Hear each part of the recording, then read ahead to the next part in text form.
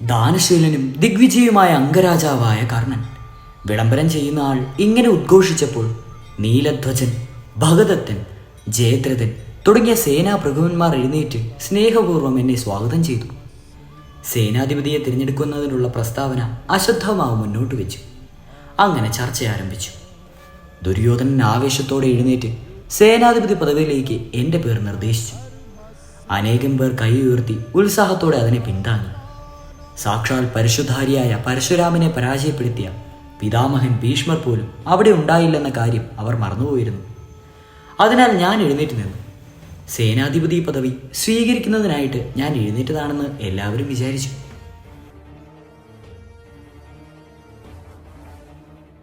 നമ്മുടെ കുരുസേനയുടെ സേനാധിപതി പിതാമഹൻ സ്വീകരിക്കണമെന്നാണ് എൻ്റെ ആഗ്രഹം. ഭഗവാൻ പരശുരാമനെ പോലും പരാജയപ്പെടുത്തുന്നതിനുള്ള കഴിവ് അദ്ദേഹത്തിനുണ്ട്. ഞാൻ അവരുടെ തെറ്റിദ്ധാരണ മാറ്റി. എല്ലാവരും ഒരേ സ്വരത്തിൽ സേനാധിപതിയായ പിതാമഹന് ജയാരവം മുഴക്കി. എന്നാൽ ദുര്യോധനൻ അവരോടൊപ്പം ചേർന്നില്ല. അദ്ദേഹത്തിൻ്റെ ആഗ്രഹം എന്നെ സേനാനായകനാക്കണമെന്നാണ്. ആ ആഗ്രഹത്തിന് ഞാൻ ആഘാതമേൽപ്പിച്ചിരിക്കുന്നു. പക്ഷേ എല്ലാ യോദ്ധാക്കളോടും മുന്നിൽ അദ്ദേഹത്തിനൊന്നും പറയുവാൻ കഴിഞ്ഞില്ല. പിതാമഹൻ ഇരിപ്പിടത്തിൽ നിന്ന് എഴുന്നേറ്റ് സേനാധിപതി പദവി സ്വീകരിച്ചതായി പ്രഖ്യാപിച്ചു. രാജപുരോഹിതൻ അദ്ദേഹത്തിൻ്റെ കൈത്തണ്ടയിൽ വെളുത്ത പൂക്കൾ കൊണ്ട് മാല കെട്ടി അഭിഷേകം ചെയ്തു. കുരുസേനാനായകൻ യുദ്ധപദ്ധതികൾ സേനാപ്രഭുവിനെ പറഞ്ഞു കേൾപ്പിച്ചു. ഓർമ്മിച്ചുകൊള്ളൂ, ആരെങ്കിലും യുദ്ധ നിയമങ്ങൾ ലംഘിക്കുകയാണെങ്കിൽ യുദ്ധം അനുചിതമായ ദിശയിലേക്ക് തിരിയും. നിങ്ങൾ യോദ്ധാക്കളാണ്, വെറും കൊലയാളികളല്ല. നിങ്ങളുടെ ധൈര്യപൂർണമായ പിൻബലത്തിൽ ഞാൻ പ്രതിജ്ഞ ചെയ്യുന്നു. ശ്രീകൃഷ്ണനെ കൊണ്ട് ഞാൻ ആയുധമെടുപ്പിക്കും. അതിനാൽ ഞാൻ പേരുകൾ നിർദ്ദേശിക്കുന്ന പടനായകന്മാർ മുന്നറിയിപ്പില്ലാതെ അവരുടെ സ്ഥാനം ഉപേക്ഷിക്കുവാൻ പാടില്ല. ആജ്ഞാപാലനമാണ് വിജയത്തിൻ്റെ ആത്മാവ്. സാരഥികളുടെ പ്രമുഖൻ പ്രാതഗ്നിയായിരിക്കും. അയാൾ മധുരരാജാവായ ശല്യന്റെ നേതൃത്വത്തിൽ സാരഥികളെ വിഭജിക്കും. നമ്മുടെ രഥസംഖ്യ 140,40,000 കാര്യം അയാൾ ഓർക്കണം. എങ്ങും സാരഥികൾ കുറഞ്ഞു പോകാതിരിക്കുവാൻ ശല്യനും പ്രാതഗാമിയും ശ്രദ്ധിക്കണം. ഗജസേനയുടെ നേതൃത്വം ദുശാസനായിരിക്കും.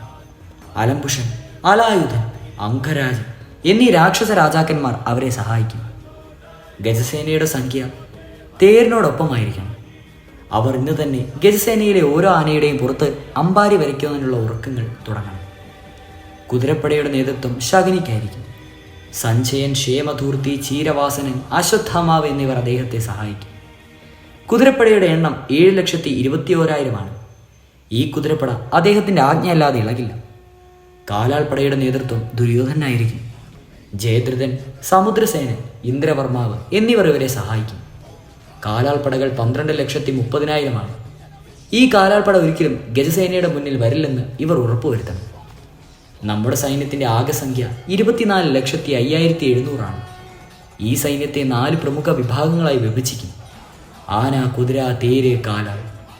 എത്ര തന്നെ ഭയങ്കരമായ ചുറ്റുപാടുണ്ടായാലും ഒരു പട മറ്റൊന്നുമായി ചേർന്ന് അനിശ്ചിതാവസ്ഥ ഉണ്ടാക്കരുത്. അത് പടനായകൻ കാര്യമായി ശ്രദ്ധിക്കണം.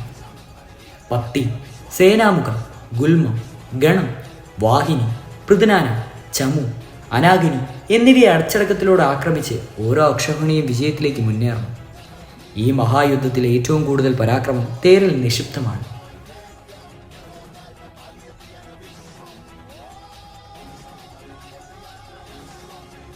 അതിൽ ഞാൻ തേരിൻ്റെ മഹാരഥി, അതിരഥി, അർദ്ധരഥി, രഥി എന്നിവരെ നിയമിക്കുന്നു. ദ്രോണർ, കൃപർ എന്നീ മഹാരഥികൾ സൈന്യത്തിൻ്റെ മുഴുവൻ മേൽനോട്ടം വഹിക്കും. അശ്വത്ഥാമാവ്, ജയദ്രഥൻ, ശകുനി, ദുര്യോധനൻ, ദുശാസനൻ, വികർണൻ, ശല്യൻ, ചിത്രസേനൻ, വിവംശതി, ദുശസൻ, ജയൻ, സത്യവ്രതൻ, പുരിമിത്രൻ എന്നിവർ മഹാരഥികളാണ്. ഇവർക്ക് വേണ്ടി വന്നാൽ തേരിന് നേതൃത്വം നൽകാം. ക്ഷേമധൂർത്തി, ലക്ഷ്മണൻ, വിദന്തൻ, അനുവിന്ദൻ, അപരാജിതൻ, ഉലൂകൻ, സഹദേവൻ, ഭഗദത്തൻ എന്നീ അതിരഥികൾ അവരുടെ പിന്നിലായി മുന്നേറിക്കൊണ്ട് അവർക്ക് കരുത്തേകും. കുഹരൻ, കരകാംശൻ, അഭിഷ്ടകൻ, ആർജവൻ, ക്രഥൻ, ഗവാഷകൻ, കർണൻ എന്നിവർ അർദ്ധരഥികളാണ്. കർണൻ അർദ്ധരഥിയാണെന്ന് ഞാൻ പറയും. അത് കേൾക്കുമ്പോൾ എല്ലാവരും ആശ്ചര്യം തോന്നും. പക്ഷേ കവചകുണ്ടലങ്ങളില്ലാതെ ശാപ്രാഗസ്ഥനായ ഇന്നത്തെ കർണന്റെ യോഗ്യത അർദ്ധരഥിയേക്കാൾ ഒട്ടും അധികമല്ല. ഏറ്റവും പ്രായം കൂടിയ നിശബ്ദനും ന്യായനിഷ്ഠനും സത്യപ്രിയനുമാണെന്ന് കരുതപ്പെടുന്ന വൃദ്ധനായ കുരുയോദ്ധാവ് സേനാധിപതി പദവി എന്ന കടിഞ്ഞാൻ കയ്യിൽ കിട്ടിയപ്പോൾ എന്നെ അർദ്ധരഥിയാക്കി. അദ്ദേഹത്തിൻ്റെ ബുദ്ധിഭ്രമം വരുന്നെന്ന് തോന്നി. ഹസ്തിനാപുരിയിലെ അതിർത്തിക്കപ്പുറം എന്താണെന്നറിയാത്ത ആ പിതാമഹൻ ഒരു മദ്യപാനിയെപ്പോലെ ദിഗ്വിജയായ സേനാധിപതിയെ അർദ്ധരതിയാക്കി. ഒരു കാലത്ത് എന്നെ ശരണം പ്രാപിച്ച ആയിരക്കണക്കിന് യോദ്ധാക്കളുടെ മുന്നിൽ എന്നെ ഇങ്ങനെ പരിചയപ്പെടുത്തുന്നത്, അത് കേട്ടിട്ട് അദ്ദേഹത്തിൻ്റെ തലമുടി അനുഭവങ്ങളിലൂടെയാണോ അതോ സൂര്യതാപമേറ്റിട്ടോ വെളുത്തുപോയത് എന്ന് എനിക്ക് സംശയം തോന്നി. വിറയ്ക്കുന്ന ശരീരം പോലെ തന്നെ അദ്ദേഹത്തിൻ്റെ ബുദ്ധിയെയും വാർദ്ധക്യം ബാധിച്ചു. രണഭൂമിയിൽ വെച്ച് എന്നെ അജയനായ ധനുർധരൻ എന്ന് പ്രശംസിച്ച ന്യായപ്രിയനായ യോദ്ധാവ് തന്നെയാണോ ഇത്? നിമിഷങ്ങൾക്ക് മുമ്പ് എല്ലാവരും ഉത്സാഹപൂർവ്വം സേനാധിപതിയായി അംഗീകരിച്ചയാളെ അർദ്ധരതിയാക്കുന്ന ഇദ്ദേഹത്തിന് തലതിരിഞ്ഞുപോയോ? പലരും എൻ്റെ തലയിൽ കോരിയിട്ട അവഹേളനയുടെ തീക്കനകൾ കുറഞ്ഞു പോയതുകൊണ്ട് യുദ്ധത്തിന് മുമ്പ് അത് പൂർത്തിയാക്കുക എന്ന പതിക്രമം ചെയ്തു. ലോകത്തിൽ അദ്ദേഹത്തിൻ്റെ രൂപത്തിൽ ഇന്നും സത്യം ജീവിക്കുന്നു എന്നാണ് ഞാൻ വിശ്വസിക്കുന്നത്. എൻ്റെ വിശ്വാസം തെറ്റാണെന്ന് ബോധ്യപ്പെടുത്തുവാൻ ശ്രമിക്കുകയാണോ അദ്ദേഹം?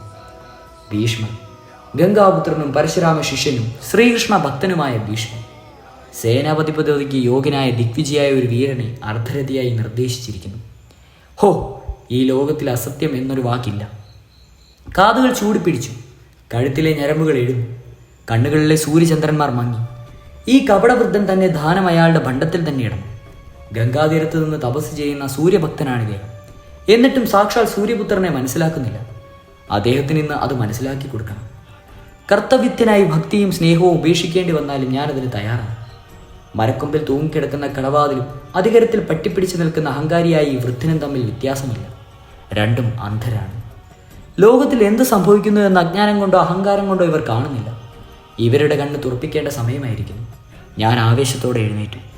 പിതാമഹ, ഞാൻ അർദ്ധരഥിയൊന്നല്ല, വെറുമൊരു അംശരഥി പോലുമല്ല. ഞാൻ വെറുമൊരു സാരഥിപുത്രൻ. പക്ഷേ ഓർത്തോളൂ, അങ്ങയുടെ അഹങ്കാരപൂർണമായ നേതൃത്വത്തിൽ ഈ സാധാരണക്കാരനും സ്വഭാവീനുമായ സാരഥിപുത്രൻ യുദ്ധം ചെയ്യുവാൻ ആഗ്രഹിക്കുന്നില്ല. ഇതിപ്പോൾ എല്ലാ പരാക്രമികളായ യോദ്ധാക്കളോടും പറയുവാൻ ഞാൻ ആഗ്രഹിക്കുന്നു. അർജുനന്റെ സമ്മോഹനമായ ബാണങ്ങളേറ്റ് മഹാരഥി എന്ന് പറയപ്പെടുന്ന അങ്ങ് മുറിവേറ്റ് ഭൂമിയിൽ വീഴാത്രത്തോളം കാലം ഈ കർണൻ ആയുധം കയ്യിലെടുക്കില്ല. പോയാലും നേതൃത്വത്തിന്റെ മുഴുവൻ ശക്തിയും പണയം വെച്ച് ഏതെങ്കിലും ഒരു പാണ്ഡവനെ കാലപുരിക്ക് അയക്കുവാനുള്ള പരാക്രമം കാണിച്ചാലും, എന്നിട്ട് ഈ കർണനെ അങ്ങയുടെ മഹാരഥി പദവിയുടെ അഭിമാനഗാനം കേൾപ്പിച്ചാലും. കുരുസേനാമുഖ്യരെ, എന്നോട് ക്ഷമിച്ചാലും ഞാൻ നിങ്ങളോട് ഒറ്റയ്ക്ക് വിടുന്നു. ഇന്നെല്ലാം മാറി മറിഞ്ഞിരിക്കുന്നു. ഹിമാലയ ശിഖരങ്ങളിൽ നിന്ന് പോലും ജ്വാലമുഖികൾ ഉയരുന്നു. പുഷ്പമാല പാമ്പായി ഇന്ന് കൗരവരുടെ കഴുത്തിൽ കുത്തുന്നു. അതിനാൽ ജാഗ്രതയോടെ ഇരിക്കുവിൻ. ഞാൻ മുന്നറിയിപ്പ് തരുന്നു, സൂക്ഷിച്ചു മുന്നേറുക. ഈ അഹങ്കാരിയും കാപട്ടിക്കാരനുമായ വൃദ്ധൻ നിലംപതിച്ചാൽ എന്നെ അറിയിക്കുവാൻ വൈകരുത്. ഞാൻ സദാ സേവന ശ്രദ്ധനാണ്, വാഗ്ദാനങ്ങൾ നിറവേറ്റുന്നവനാണ്, വാക്കുകളിൽ നിഷ്ഠയുള്ളവനാണ്. പക്ഷെ ഇന്ന് എന്നോട് ക്ഷമിക്കുക. ഭൂമി തന്നെ നശിച്ചാലും ഈ സേനാധിപതിയുടെ നേതൃത്വത്തിൽ യുദ്ധം ചെയ്യുവാൻ ഞാൻ തയ്യാറല്ല. ഞാൻ യുദ്ധത്തെ പേടിച്ച് തിരിഞ്ഞോടുകയാണെന്ന ആരോപണം ആരും ഉന്നയിക്കരുത്. ഒരിക്കലും ഞാൻ രണാങ്കണം ഉപേക്ഷിക്കില്ല. യുദ്ധഭൂമിയിലെ എൻ്റെ ശിബിരം ഉപേക്ഷിച്ച് ഞാൻ രാജനഗരത്തിലേക്ക് പോവുകയുമില്ല. മറ്റുള്ളവരുടെ പ്രതികരണം കാത്തു നിൽക്കാതെ ഞാൻ ഉടൻ പുറത്തു കടന്ന് ഇളകിമറിഞ്ഞ സമുദ്രത്തിലെ തിരകൾ പെട്ടെന്ന് ഒഴുകിക്കിടക്കുന്നത് പോലെ എൻ്റെ മനസ്സും പാപശൂന്യമായി ശരീരത്തിലെവിടെയോ നിശേഷ്ടമായി. അതേസമയം രുക്മി, ഭൂരി തേജസ്, ഭൂമിപാലൻ എന്നീ രാജാക്കന്മാരെ രണ്ട് പക്ഷക്കാരും നിഷ്പരാക്കി കണക്കാക്കി. ഈ സൈന്യത്തിലും അവരുടെ ധ്വജമെങ്ങും കണ്ടില്ല. പാണ്ഡവരുടെ ശിബിരങ്ങൾ കിഴക്ക് കുരുക്ഷേത്രത്തിനടുത്തായി കാണപ്പെട്ടു. മത്സ്യരാജാവിൻ്റെയും പാഞ്ചാല രാജാവിൻ്റെയും രാക്ഷസ രാജാവിൻ്റെയും ധ്വജങ്ങൾ അടുത്തു തന്നെ ഉയർന്നു പറക്കുന്നു. അവരുടെ സൈന്യസംഖ്യ വളരെ കുറവാണെന്ന് തോന്നുന്നു. ആ സൈന്യം കുരുസേനയ്ക്ക് മുന്നിൽ ഒന്നുമല്ല എന്നാണ് സത്യസേനന്റെ അഭിപ്രായം. പാണ്ഡവർ അർജുനനെ സേനാധിപതിയാക്കുമെന്ന വാർത്ത കുരുസൈന്യത്തിനിടയിൽ പരന്നു. അർജുനന്റെ നന്ദി ഘോഷരഥം കപിധ്വജം ധരിച്ച് ഭാവിയുമായി എൻ്റെ മുന്നിൽ തെളിഞ്ഞു. പക്ഷേ എൻ്റെ ജൈത്രരഥം ശിരസിൽ ആനക്കൂട്ടങ്ങളെയും ദണ്ഡകാരിതമായ ധ്വജവും ധരിച്ച് രഥങ്ങളുടെ ഇടയിൽ കിടന്നു. പിതാമഹൻ അതിൻ്റെ ചക്രങ്ങൾ ആഴിച്ചു കളഞ്ഞു. എന്തിന്? ജീവിതത്തിൻ്റെ അവസാന കാലത്ത് ഇത്ര വലിയൊരു പാതകം ആ വൃദ്ധൻ എന്തിനു ചെയ്തു? അർജുനനോടുള്ള സ്നേഹം കൊണ്ട് മാത്രമോ? ശിബിരത്തിലിരുന്നു കൊണ്ട് വെളുത്ത മേൽക്കൂരയോട് ഞാൻ പല ചോദ്യങ്ങളും ചോദിച്ചു. ഒന്നിനും ഉത്തരം കിട്ടിയില്ല. പന്തം പോലെ ജ്വലിക്കുന്ന മനസ്സ് രാത്രി പോലും ഉണർത്തി. രാധ, അതിരഥൻ, വൃക്ഷാലി, സുപ്രിയ, സത്യസേന, മേഘമാല, എൻ്റെ 7 പുത്രന്മാർ, മീനാക്ഷി, ഇവരാരും എൻ്റെ സ്വന്തമല്ലെന്നാണോ? പ്രതിജ്ഞ മറികടന്ന് രാജനഗരത്തിൽ പോയി അവരെ കാണുക സാധ്യമല്ല. വൃഷസേനൻ, ചിത്രസേനൻ, സുധാമാവ്, പ്രസേനൻ, സുശർമാവ്, ഭാനുസേനൻ എന്നീ 6 പുത്രന്മാരും യോദ്ധാക്കളുടെ വേഷത്തിൽ എൻ്റെ മുന്നിൽ വന്നു. അവർ നിശബ്ദരായി നിന്നു. ഞാൻ കാരണം ചോദിച്ചപ്പോൾ മൂത്തവനായ വൃഷസേനൻ ധൈര്യപൂർവ്വം പറഞ്ഞു, മഹാരാജാവായ അച്ഛ, അങ്ങ് യുദ്ധത്തിനിറങ്ങുന്നില്ല എങ്കിൽ ഞങ്ങളും വേഷം മാറ്റി വെറുതെ ഇരിക്കും. അവരുടെ ചിന്തകൾ എനിക്കൊരു പ്രഹാരമായി തോന്നി. പിതാവിനോടുള്ള നിഷ്ഠകൾ പാലിച്ചാലും രാജനിഷ്ഠയെ അവർ ചവിട്ടി മെതിക്കുന്നു. എൻ്റെ മക്കളെ, ഒരു കാര്യം ഓർക്കണം. നിങ്ങൾ എൻ്റെ മക്കൾ മാത്രമല്ല, കുരു യോദ്ധാക്കളും കൂടിയാണ്. നിങ്ങളുടെ സേനാധിപതിയുടെ ആജ്ഞകൾ നിങ്ങൾ തലകുനിച്ച് സ്വീകരിക്കണം. അമ്മയുടെയും മുത്തക്ഷിയുടെയും അച്ഛൻ്റെയും ആശീർവാദത്തോടെ സമരംഗണത്തിൻ്റെ സേനാപതിയുടെ പിന്നിൽ അണിനിരക്കും. പോകൂ, ഇത് നിങ്ങളുടെ അച്ഛൻ്റെ ആജ്ഞയാണ്. ഞാൻ ശിബിരത്തിൻ്റെ ജനാലകൾക്കിടയിലൂടെ ദുഷ്യസ്ഥിതിയിലേക്ക് നോക്കിക്കൊണ്ട് അവരോട് ആജ്ഞാപിച്ചു. അച്ഛൻ്റെ ആജ്ഞ പോലെ അവർ എന്നെ വന്നിച്ച് നടന്നുപോയി.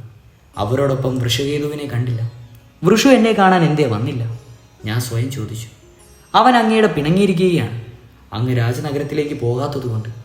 തന്നോടാണ് ചോദിക്കുന്നതെന്ന് കരുതി സത്യസേനൻ മുന്നോട്ട് വന്ന് ഉത്സാഹത്തോടെ പറഞ്ഞു. സത്യസേന, പോയി ആ വികൃതിയെ എങ്ങനെയെങ്കിലും ശിബിരത്തിലേക്ക് കൂട്ടിക്കൊണ്ടുവരും. അവനെ പറഞ്ഞ് മനസ്സിലാക്കി കൊടുക്കും. തുടരും.